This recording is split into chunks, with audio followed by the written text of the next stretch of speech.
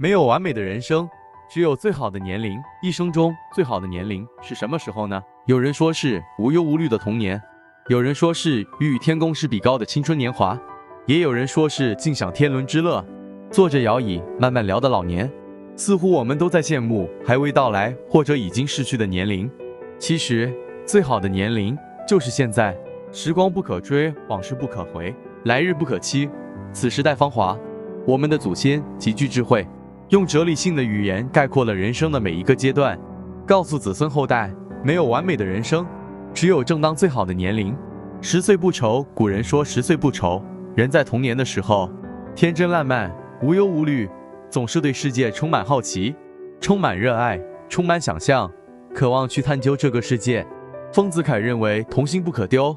我初尝是味，看见当时社会的虚伪，觉得成人都已是失去本性，只有孩子天真烂漫，人格完整，这才是真正的人。童心是一株稚嫩的花蕾，是人生初航的小舟，是心灵最柔弱、最稚嫩的阶段，是需要保护和理解的。愿我们不忘初心，保留最初那颗天真单纯的童心，在最无趣无力的日子，仍然对世界保持好奇，仍然愿意去热爱这个世界。20不悔。古人说自古英雄出少年，20岁的青春时期，正是指点江山、激扬文字、粪土当年万户侯意气风发的年龄。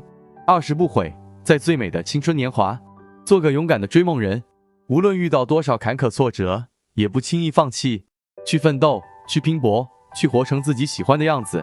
30而立。孔子说30而立，什么意思呢？王小波有个生动的解释：30岁的肩膀上扛着再也不是自己一个人，而是一个男人该扛起来的责任。上有老人，中有老婆，下有孩子。30而立，立的是家。父母渐渐老了，他们撑起的那片天，渐渐要由你来支撑了。找到了携手到老的另一半，要为爱人撑起一片天。这时候开始有了孩子，也要为孩子遮风挡雨。30而立，立的是事业，有稳定的工作，有明确的职业方向，努力奋斗，不虚度时光。30而立，立的是心，有独立的思想，知道自己要什么，成为怎样的人，不被任何人左右，能够坦然地面对一切困难。30而立，立的是命，把握命运，不仅要把握人生方向，还要把握身体健康，人心向善。30而立，应该从年少无知转变3思而行，不再跌跌撞撞过日子。40不惑。40岁是一个以不变应万变的年龄，是一个可以洞察世间万物的年龄，是一个成熟的年龄。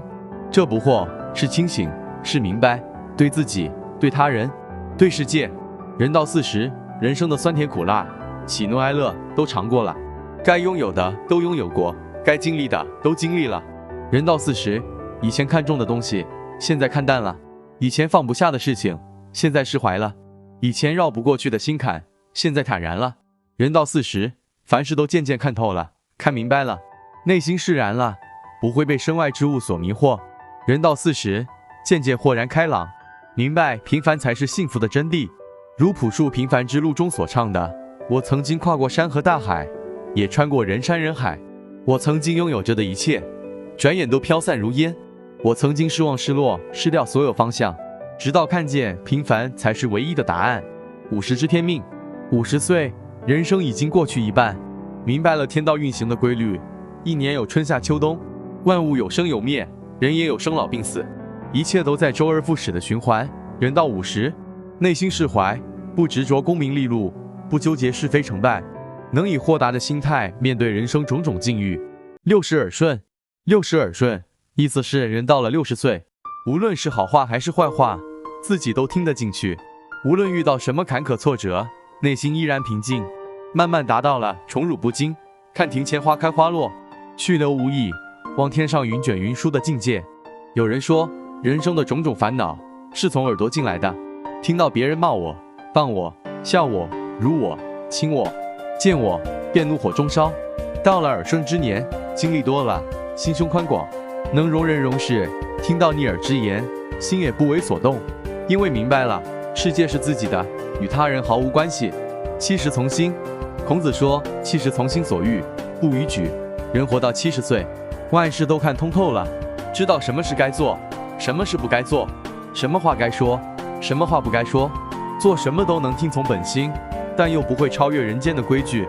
气时从心所欲，要顺其自然；气时从心所欲，要随遇而安。气时从心，就是忠于自己的内心，以自己喜欢的方式度过一生。80耄耋，8、90岁，称为耄耋之年。到了这个年纪，明白了生老病死是自然规律，坦然待之。前半生为事业奔波，后半生为家庭而忙碌。仰不愧于天，俯不怍于地，无愧此生。人生苦短，及时行乐。俗话说，家有一老，如有一宝。100岁老人更是如此。历经岁月的磨练，人生的风风雨雨都化作经验，智慧和涵养指引着后人过好每一个当下。春有百花，秋有月，夏有凉风，冬有雪。人生也有四季，无论处于哪个年龄，都有那个年龄阶段复发复刻的美。祖先告诉我们，当下就是最好的年华，唯有活在当下，珍惜眼前的拥有，才是对年龄最好的诠释。视频到这里就结束了，谢谢您的观看。喜欢我的视频就点赞、订阅、开启小铃铛吧。